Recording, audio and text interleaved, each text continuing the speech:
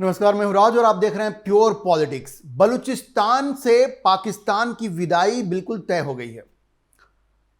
आपको एक पिछले वीडियो मैंने बताया था कि किस तरह से बलूचिस्तान पे एक तरह से बीएलए ने कब्जा कर लिया है। बलूचिस्तान के एक बड़े हिस्से पर तकरीबन 10 जिले ऐसे हैं जहां पे बीएलए ने कब्जा कर लिया है और इस कब्जे के बाद इस्लामाबाद में पूरी तरह से हड़कंप है। आसिम मुनीर पूरी तरह से डरे हुए हैं, सहमे हुए हैं और शहबाज शरीफ के तो बारे में कुछ कहना ही बेकार है, क्योंकि ये आदमी तो पूरी तरह से आसिम मुनीर का खिलौना है, कठपुतली है। पाकिस्तान ये दावा कर रहा है कि उसने बीएलए के लड़ाकों को पीछे धकेल दिया है। जिन क्षेत्रों पर उन्होंने कब्जा किया हुआ था, खास करके क्वेटा में जहां पे सीएम का ऑफिस भी है, उसके 1 किलोमीटर तक वो पहुंच गए थे। उनका कहना है कि उन्होंने उनको पीछे धकेल दिया है। लेकिन बलूचिस्तान से जो खबरें आ रही हैं वो ये बता रही हैं कि अभी तक बीएलए ने उन एरियाज में अपना कब्जा बनाया हुआ है और पाकिस्तान के सैनिकों को चुन चुन करके वो खदेड़ रहे हैं उनके चौकियों से। अभी तक हजारों पाकिस्तानियों की हत्या हो चुकी है, हजारों पाकिस्तानी सैनिकों की हत्या हो गई है। ऐसी खबरें बलूचिस्तान से आ रही हैं, वहां की मीडिया से। जो आधिकारिक जानकारी है, जो पाकिस्तान की जो सरकार है, वो तो ऐसी कोई बात नहीं कह रही है। लेकिन जिस तरह से वहां ब्लैकआउट किया गया है बलूचिस्तान से, जिस तरह से खबरें बहुत ही छन के आ रही हैं सरकार के हवाले से, ऑफिशियल नंबर्स किसी को मालूम नहीं है, लेकिन वहां की जो मीडिया है वो ये दावा कर रही है कि हजारों की संख्या में पाकिस्तान के सैनिकों की हत्या हो गई है और सैकड़ों पाकिस्तानी सैनिक बंधक बना लिए गए हैं। और बीएलए अभी भी उन एरियाज में जमी हुई है जिस पे उसने कब्जा किया है और उनका मन बिल्कुल बढ़ा हुआ है। आपको याद होगा अभी पाकिस्तान की संसद में वहां के जो रक्षा मंत्री हैं ख्वाजा आसिफ, उन्होंने क्या कहा? उन्होंने कहा कि पाकिस्तान की जो फौज है वो बलूचिस्तान के इन लड़ाकों से नहीं लड़ सकती क्योंकि उनके पास वैसे हथियार ही नहीं है। ख्वाजा आसिफ ने पाकिस्तान की संसद में कहा कि ये जो बलूच लड़ाके हैं उनके पास 20-20 लाख के राइफल हैं और वैसे राइफल तो पाकिस्तान फौज के पास नहीं है।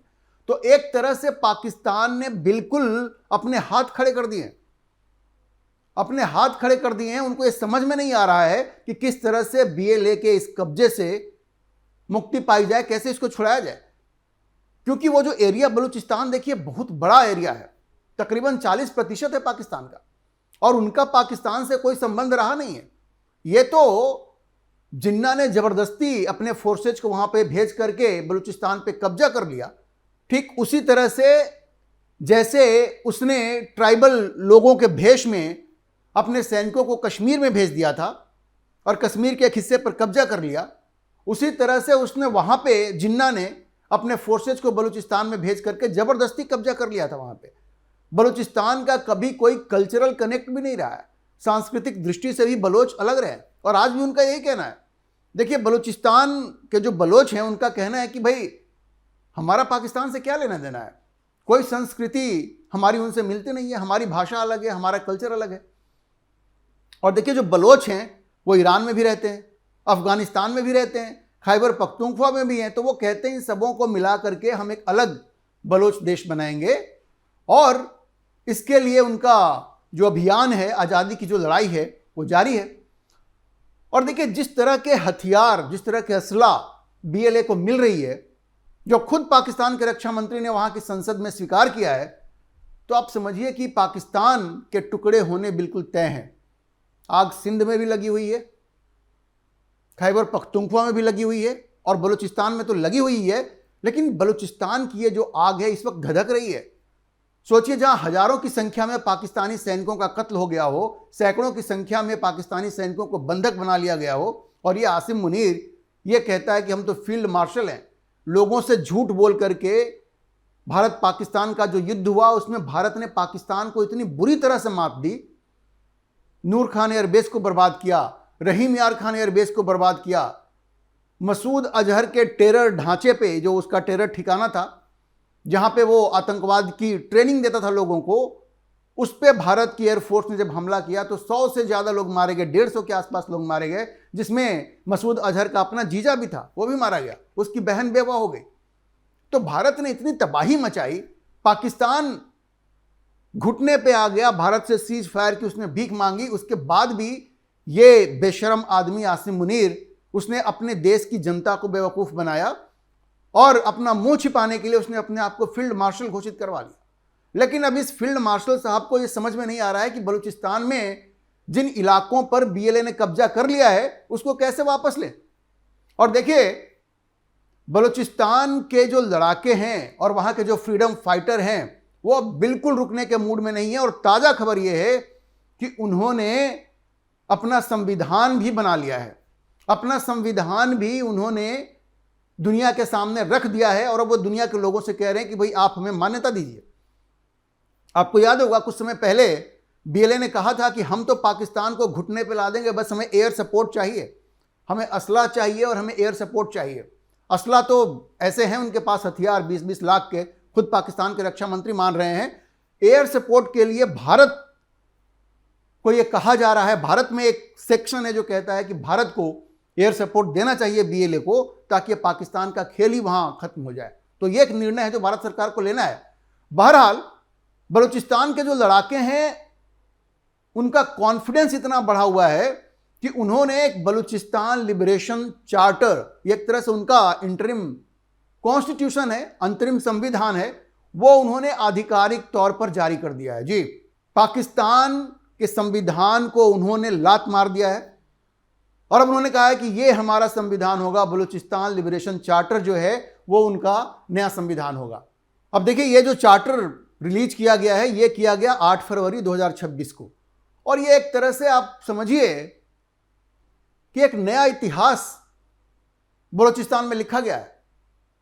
बलूच लड़ाकों ने वो करके दिखाया है जिसका डर पाकिस्तान के हुक्मरानों को, पाकिस्तान की आर्मी को लंबे समय से सता रहा था। यह एक तरह से बलूचिस्तान की आज़ादी का खाका है। और ये जो पेश किया है वो बलूचिस्तान के बड़े ही मशहूर नेता हैं मीर यार बलूच, उन्होंने इस ऐतिहासिक दस्तावेज को शेयर किया है। उनका कहना है कि अब यही हमारा संविधान होगा। मतलब देखिए, आज़ादी की तरफ एक निर्णायक कदम बलूचिस्तान के लड़ाकों ने, बलूचिस्तान के फ्रीडम फाइटर्स ने, स्वतंत्रता सेनानियों ने आगे बढ़ा दिया है। एक तरफ बीएलए है जिसने पाकिस्तानी सेना के नाक में दम किया हुआ है, 10 जिलों पे कब्जा किया हुआ है। बलूचिस्तान के 10 जिलों पे आज की तारीख में बीएलए का कब्जा है। क्वेटा में, जहां चीफ मिनिस्टर का, क्वेटा जो बलूचिस्तान की राजधानी है, वहां पे जो चीफ मिनिस्टर का रेसिडेंस है उससे लगभग 1 किलोमीटर दूर तक वो पहुंच गए हैं और डटे हुए हैं वहां पे। पाकिस्तान उनको पीछे धकेलने की कोशिश कर रहा है लेकिन वो धकेल नहीं पा रहे हैं। एक तो ये बीएलए का ये सैन्य अभियान है जो बिल्कुल अपने फाइनल दौर में है। दूसरी तरफ ये जो मीर यार बलूच हैं, उन्होंने अब एक संविधान भी पेश कर दिया है, एक अंतरिम संविधान बलूचिस्तान का पेश कर दिया है और कह दिया कि भाई ये पाकिस्तान का संविधान हमारे लिए कोई मायने नहीं रखता। मतलब जिन्ना ने जिस तरह से बलूचिस्तान की धरती पे कब्जा किया था, अब उसका अंत बहुत नज़दीक है। बलूचिस्तान बहुत जल्द एक आज़ाद देश बनेगा। और आप याद कीजिए कि 2016 में जब प्रधानमंत्री नरेंद्र मोदी ने लाल किला से अपना भाषण दिया था तो उन्होंने बलूचिस्तान की चर्चा की थी। पहली बार देश के किसी प्रधानमंत्री ने बलूचिस्तान की चर्चा की थी। और देखिए, वो 2016 और ये 2026, 10 साल के अंदर आज स्थिति यह है कि बलूचिस्तान अपनी आज़ादी के लिए फाइनल कदम बढ़ा रहा है और उसने अपना संविधान भी पेश कर दिया है। अब उनका यह कहना है कि दुनिया के जो देश हैं उनको एक तो उनको एयर सपोर्ट देना चाहिए और दूसरे ये जो संविधान उनका है उसको मान्यता देनी चाहिए। तो भारत के ऊपर भी बड़ी जिम्मेवारी है और भारत की सरकार को भी इस वक्त बहुत ही सोच समझ कर निर्णय लेना पड़ेगा। ये इतना आसान नहीं है, लेकिन बलूचिस्तान के लोगों के ऊपर जिस तरह का जुल्म हो रहा है, वहाँ की आर्मी जिस तरह की जुल्म कर रही है, वहाँ के बच्चों को, बच्चियों को जिस तरह से मारा जा रहा है। जो धुरंधर फिल्म आई थी अभी आदित्य धार की, जो आज नेटफ्लिक्स पे आ चुकी है, वो और पाकिस्तान में नंबर 1 है। पाकिस्तान में नंबर 1 है, आप जान लीजिए। लोग भले पाकिस्तान की सरकार ने धुरंधर पाकिस्तान में रिलीज होने पर रोक लगा दी है, लेकिन नेटफ्लिक्स पे वो आज ट्रेंड कर रहा है, नंबर 1 मूवी है वहां पे।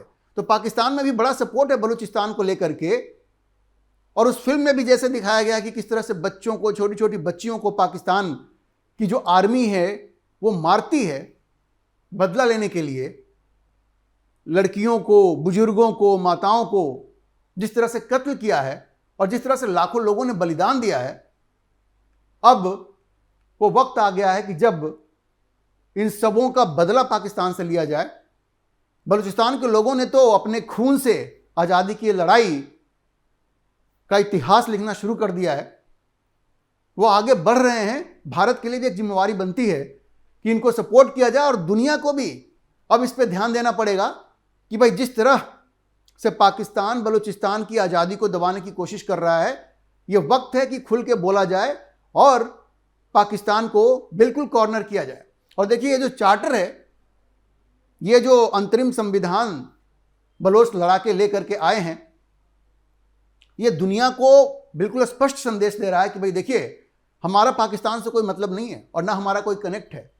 और यह सिर्फ इस्लाम ही काफ़ी नहीं है। देखिए, पाकिस्तान अभी तक लोगों को बेवकूफ़ बनाता रहा है, इस्लाम के नाम पे जोड़ने की कोशिश करता रहा है। लेकिन बांग्लादेश पाकिस्तान से अलग हुआ, दोनों तो मुसलमान ही थे, लेकिन भाषा के नाम पे बांग्लादेश अलग हो गया।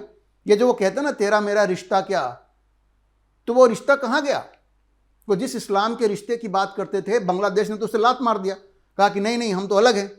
अब बलूचिस्तान भी कह रहा है, देखिए बलूचिस्तान के लोग भी तो मुसलमान ही है ना, लेकिन वो कहते हैं हमारी संस्कृति अलग, तुम्हारी अलग, हमारा तुम्हारा क्या मेल। तो एक बार फिर से ये तेरा मेरा रिश्ता क्या की जो फिलॉसफी रही है पाकिस्तान की, उसको एक बड़ा झटका लगा है। बलूचिस्तान के जो लड़ाके हैं वो कहते हैं कि भाई हम एक धर्मनिरपेक्ष राष्ट्र बनाएंगे, हम एक धर्मनिरपेक्ष राष्ट्र बनाएंगे, हम इस्लामिक मुल्क नहीं रहेंगे।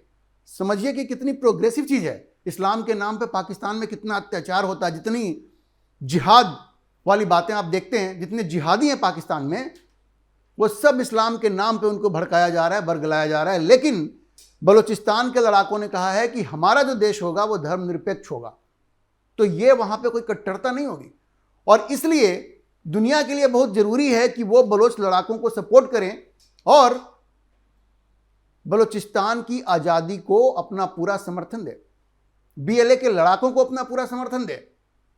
अब देखिए, जो अंतरिम संविधान जो पेश किया गया है, उसका श्रेय बलूच राष्ट्रवादी नेता हैदर यार मर्री को दिया जाता है। उनको बलूचिस्तान का, आधुनिक बलूचिस्तान का अम्बेडकर या शेख मुजीबुर रहमान कहा जा रहा है। वो बिल्कुल ये मानते हैं कि भाई पाकिस्तान का कब्जा खत्म होना चाहिए बलूचिस्तान से और एक धर्मनिरपेक्ष राष्ट्र बनना चाहिए। ऐसे में ये जो नया चार्टर आया है, उसको पूरी दुनिया को सपोर्ट करने की जरूरत है, भारत को भी सपोर्ट करने की जरूरत है। भारत को अब इस पर सोचना पड़ेगा, प्रधानमंत्री मोदी को भी इस पर सोचना पड़ेगा गंभीरता से कि क्या किया जाए कि बलूचिस्तान की आज़ादी जल्द से जल्द एक हकीकत बन सके और बलूचिस्तान के लोगों को पाकिस्तान के कब्जे से मुक्ति मिल सके। तो आप समझिए कि बलूचिस्तान पाकिस्तान के हाथ से बिल्कुल निकलने वाला है। पाकिस्तान की सेना बलूचिस्तान में बिल्कुल बैकफुट पर है। BLA के लड़ाके राजधानी क्वेटा तक पहुंच गए हैं और बलूचिस्तान के स्वतंत्रता सेनानियों ने, फ्रीडम फाइटर्स ने अपना एक अंतरिम कानून, अपना एक अंतरिम संविधान भी पेश कर दिया है। दुनिया के लिए, दुनिया के देशों की अब ये जिम्मेवारी बनती है कि वो इन बलोच लड़ाकों का और इन फ्रीडम फाइटर्स का समर्थन करें और बलूचिस्तान को मुक्ति दिलवाएं। प्रधानमंत्री मोदी के लिए भी एक चुनौती है, उनको भी कोई रास्ता निकालना पड़ेगा और बलूचिस्तान की आज़ादी में उनको अपना रोल भी प्ले करना पड़ेगा। इतिहास में ये लिखा जाएगा। इसलिए भारत की सरकार को भी जल्द ही कोई निर्णय लेना चाहिए और ये निर्णय बलूचिस्तान के लोगों के पक्ष में होना चाहिए। अभी के लिए इतना ही। हम इस खबर पर नजर बनाए रखेंगे और आपको अपडेट करते रहेंगे। इस विषय पर आप क्या सोचते हैं, अपनी राय कमेंट बॉक्स में जरूर लिखें और अगर आपको ये वीडियो पसंद आया हो तो आप इसे लाइक करें, शेयर करें और हमारे चैनल को सब्सक्राइब जरूर करें।